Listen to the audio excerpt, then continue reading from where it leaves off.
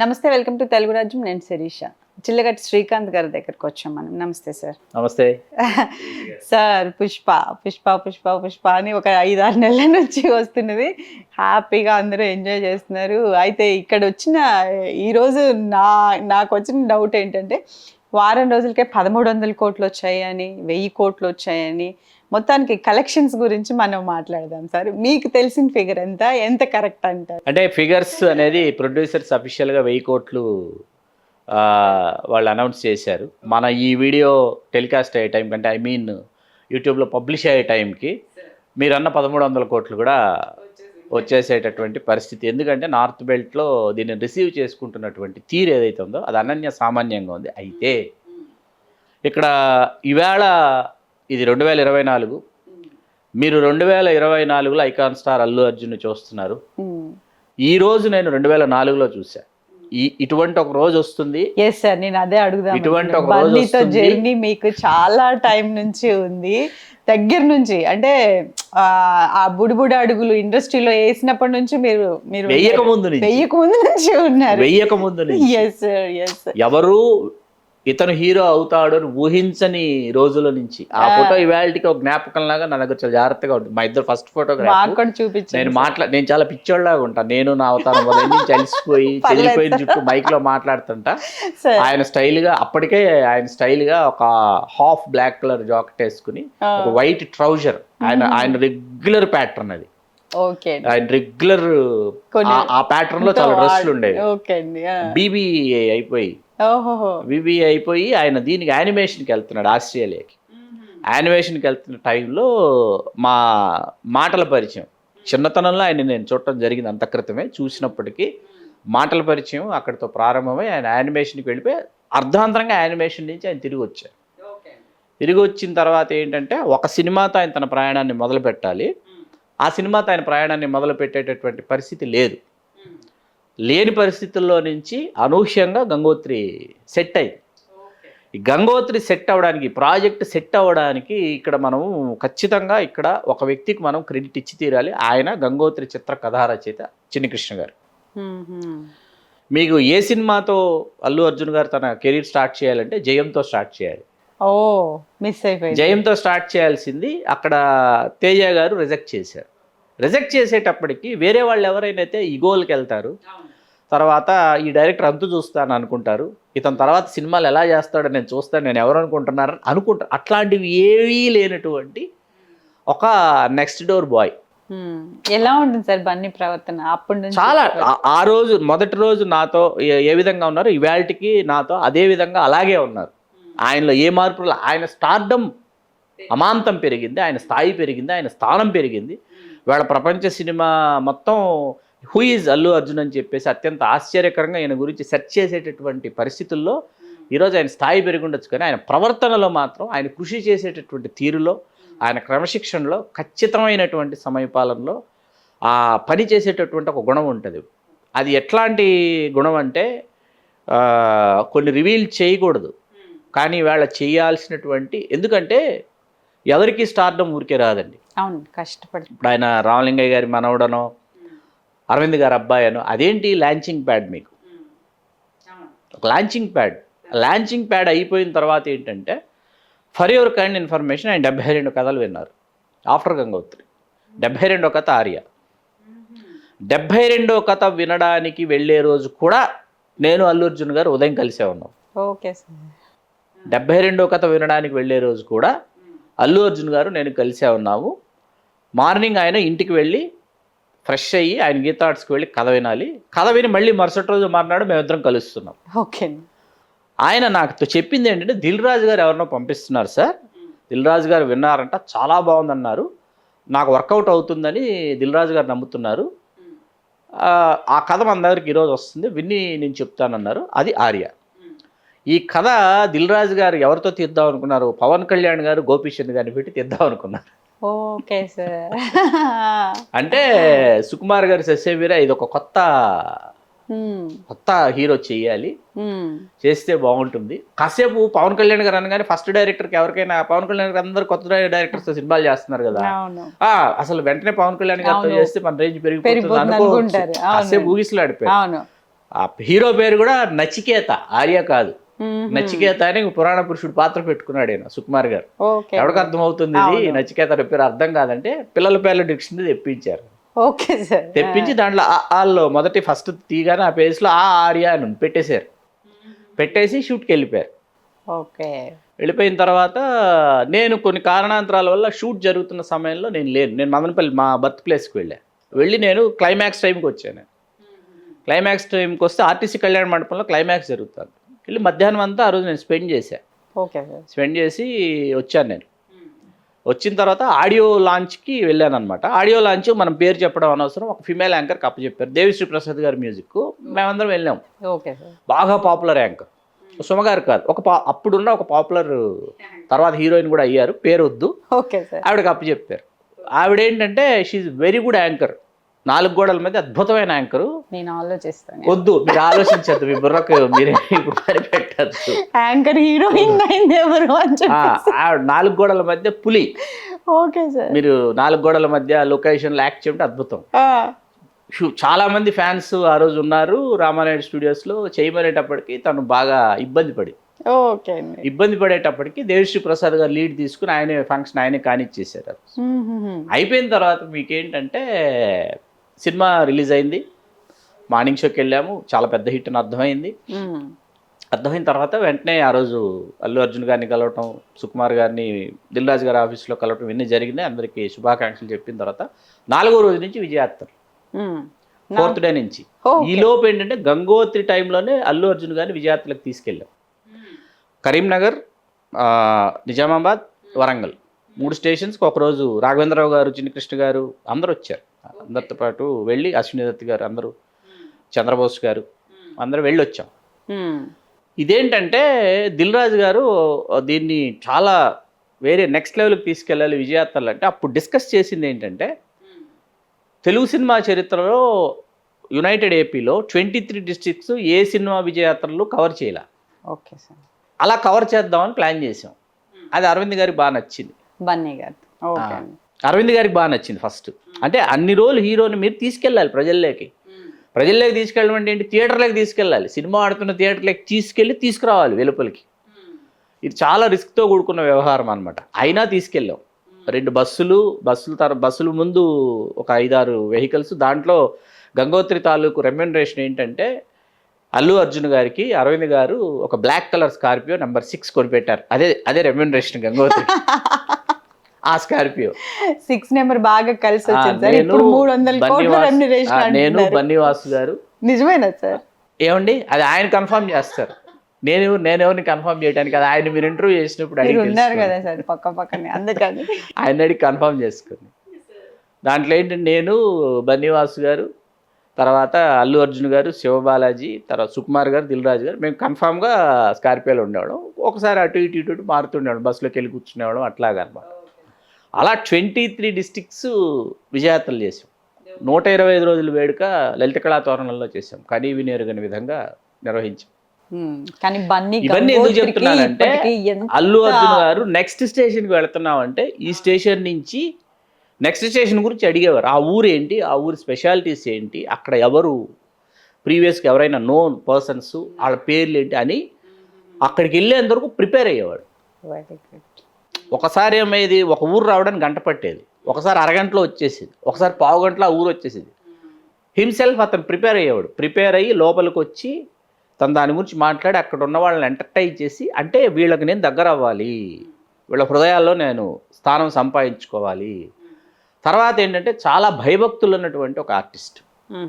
అంటే what next సినిమాకి నేనేంటి, నెక్స్ట్ సినిమాకి ఒకరోజు కాన్వర్జేషన్లో దేవుడు ఉన్నాడని మీరు నమ్ముతారా, మీరు బొట్టు పెట్టుకుంటారని అడిగారు. ఒక అనంతమైనటువంటి శక్తి ఈ ప్రపంచాన్ని నడిపిస్తుందని నేను నమ్ముతాను, అనంతమైన శక్తిని నేను గౌరవిస్తాను అని చెప్పి నేను చెప్పా. దేవుడు ఉన్నాడని నేను విశ్వసిస్తానని చెప్పా. కష్టపడి పని చేస్తే దానినే దేవుడు అంటారు, కష్టపడి పని చేస్తే దానినే పరమాత్మ అంటారు, ఇంకేదైనా అంటారు, అదే గాడు. ఇట్లాంటివి ఎక్కువగా నమ్ముతాడు. ఓకే. ఆ నమ్మకం ఏం చేసింది, ఒక 6 ప్యాక్ చేసేటటువంటి ఒక హీరోని ఇచ్చింది. ఆ నమ్మకం ఏం చేసింది, ఒక రేసు గుర్రంలో ఇట్లాంటి ఒక కొడుకు ఉంటాడా అనిపించేటటువంటి ఒక పెర్ఫార్మర్ని ఇచ్చింది. ఆ నమ్మకం సరైనలో ఒక క్యారెక్టరైజేషన్ అతను చేసినటువంటిగా. ఆ నమ్మకం జులైలో అతని ఇంటెలిజెన్స్ కావచ్చు, ఆ నమ్మకం సన్నాఫ్ సత్యమూర్తిలో ఉన్నటువంటి ఆ పాత్ర కావచ్చు. మీకు ఇక్కడ అల్లు అర్జున్ చేసేటటువంటి సినిమాల్లో మీకు అతనిలో ఉన్న గొప్పదనం ఏంటంటే పాత్ర కనిపిస్తుంది, అల్లు అర్జున్ కనిపిస్తాడు. పాత్రలో అల్లు అర్జున్ కనిపిస్తాడు, అల్లు అర్జున్లో పాత్ర కనిపిస్తుంది. ఆ రెండింటిని బ్యాలెన్స్ చేస్తాడు.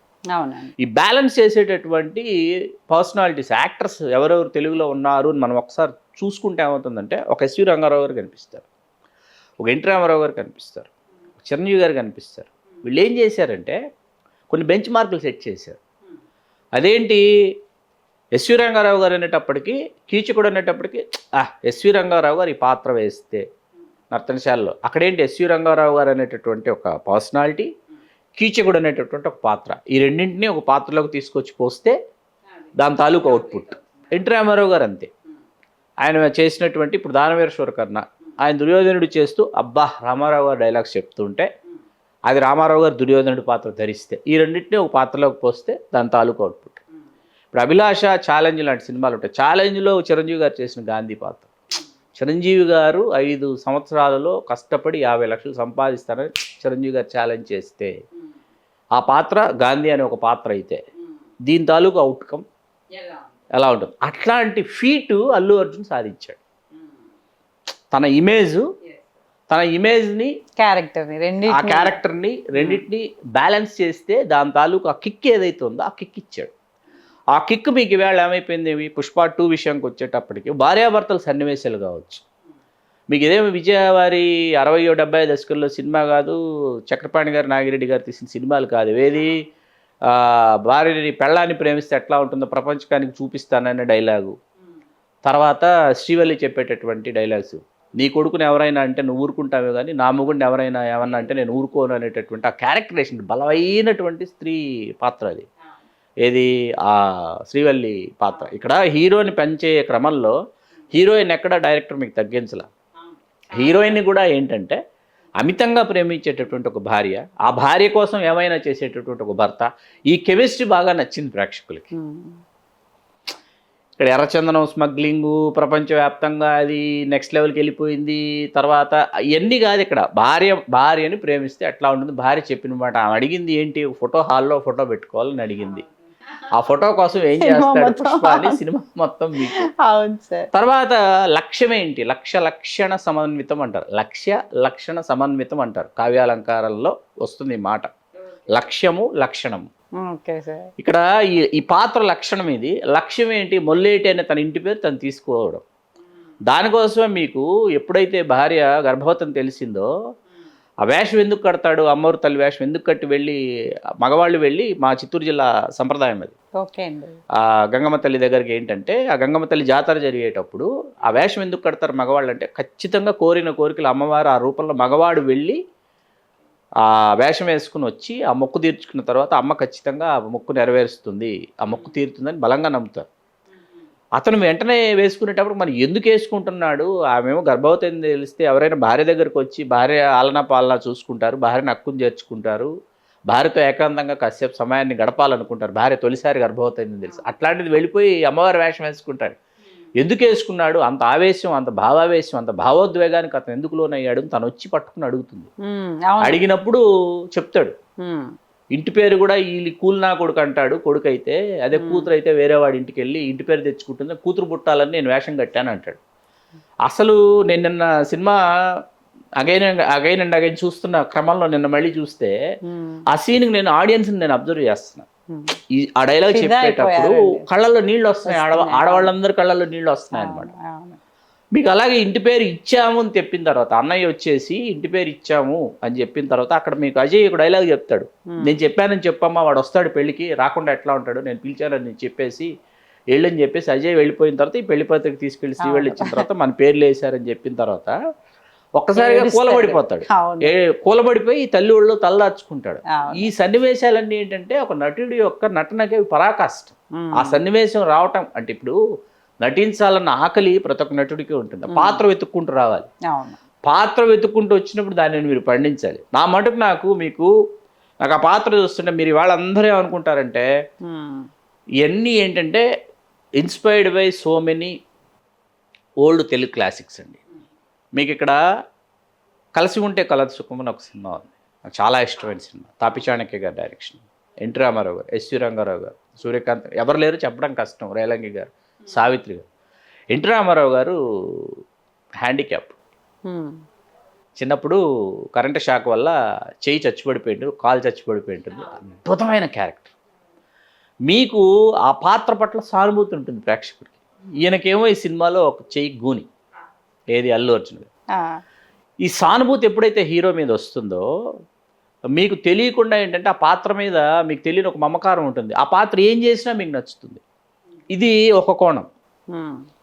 ఈ కోణం ఒక కోణం. ఇంకో కోణం చెప్తా. మీకు కొన్ని సంవత్సరాలుగా హిందీ సినిమాలు ఏంటంటే ప్రేమ కథలతోనూ విదేశీ లొకేషన్లలో పాటలతోనూ బోరెత్తిపోయినటువంటి ప్రేక్షకులకి ఏంటంటే వాళ్ళకి బీహారు, ఉత్తరప్రదేశ్లో వీళ్ళు ఆయన్ని ఓన్ చేసుకున్నారు. వీళ్ళు ఆ గుట్కా వేసుకునేవాడు, ఆ సిగరెట్ కాల్చేవాడు, ఆ పెగ్గు పుచ్చుకునేవాడు, వీళ్ళందరూ ఏమైపోయారంటే మేమందరం సాధారణ తరగతికి చెందినటువంటి వాళ్ళం, మాలాంటి వాడిని ఒకడిని, మాలాంటి పొగరు, మాలాంటి పౌరుషం, మాలాంటి రోషం ఏదైతే ఉందో అది స్క్రీన్ మీద కనిపిస్తే దాన్ని ఓన్ చేసుకోవాలనేటువంటి పరిస్థితుల్లో సెక్షన్ మీకు ఉన్నారు. ఈ సెక్షన్ మొత్తం ఓన్ చేసేసుకునేటప్పటికి ఈవేళ మనకు అసలు నిన్నటికి నిన్న అమితాబ్ బచ్చన్ గారు చేసినటువంటి ట్వీట్, మేము మీ అభిమానులని ప్రారంభించిన తర్వాత అమితాబ్ బచ్చన్ గారు ఆయన అల్లు అర్జున్ గారి స్థాయిని పెంచడంతో పాటు ఆయన స్థాయిని ఆయన ఆకాశం అంత ఎత్తుకు అమితాబ్ బచ్చన్ గారు పెంచుకున్నారు. ముంబైకి వెళ్ళినటువంటి సందర్భంగా ప్రీ రిలీజ్ టైంలో అల్లు అర్జున్ గారు అమితాబ్ బచ్చన్ గారి గురించి మాట్లాడింది ఆలస్యంగా అమితాబ్ బచ్చన్ గారికి తెలిసిన తర్వాత వెంటనే అమితాబ్ బచ్చన్ గారు రిప్లై ఇచ్చారు. ఎందుకంటే ఇటువంటి ఒక హీరో అవసరం చాలా ఉంది వేళ. ఇతను రేపు మళ్ళీ మనకు త్రివిక్రమ్ గారి సినిమాలో వేరే అల్లు అర్జున్ మనం చూడబోతున్నాం, అది వేరే విషయం. దాని గురించి అప్పుడిప్పుడే మనం మాట్లాడుకోవద్దు, నిదానంగా మాట్లాడుకుందాం తెలుగు రాజ్యంలోనే కూర్చుని. లీడ్ త్రివిక్రమ్ గారి సినిమాలో అల్లు అర్జున్ గారు. ఓకే సార్, అది పౌరాణికమా, చారిత్రకమా, జానపదమా అని తర్వాత మాట్లాడుకుందాం. ఫాంటసీయా తర్వాత మాట్లాడుకుందాం. ఇక్కడ ఏంటంటే ఈవేళ ఎందుకు పుష్ప నచ్చుతోంది, ఎందుకు ఇంత రెవెన్యూ వస్తుంది, ఒక Telugu cinema, Telugu dubbing cinema వెళ్ళి హిందీలో అది చేస్తున్నటువంటి మ్యాజిక్ ఏదైతే ఉందో, ఆ సృష్టిస్తున్నటువంటి సంచలనాలు ఏవైతే ఉన్నాయో, ఆ నమోదు చేస్తున్నటువంటి నంబర్స్ ఏవైతే ఉన్నాయో అవి తెర మీద ఆ భావోద్వేగాలు పండాయి. మీకు ఒక అతను one liner, Sukumar one liner ఎంత అద్భుతమైన వన్ లైనర్ అంటే మీకు ఓపెన్ చేస్తాడు జపాన్లో, అయిపోయింది. జపాన్లో ఓపెన్ చేసిన తర్వాత నీళ్ళల్లో పడిపోయిన వాడి చిన్నతనం గుర్తొచ్చింది. చిన్నతనంలో వాడు ఆ చెరువులో పడిపోయినటువంటి ఇది వస్తుంది. కళలో నుంచి హీరో మేల్కుంటాడు.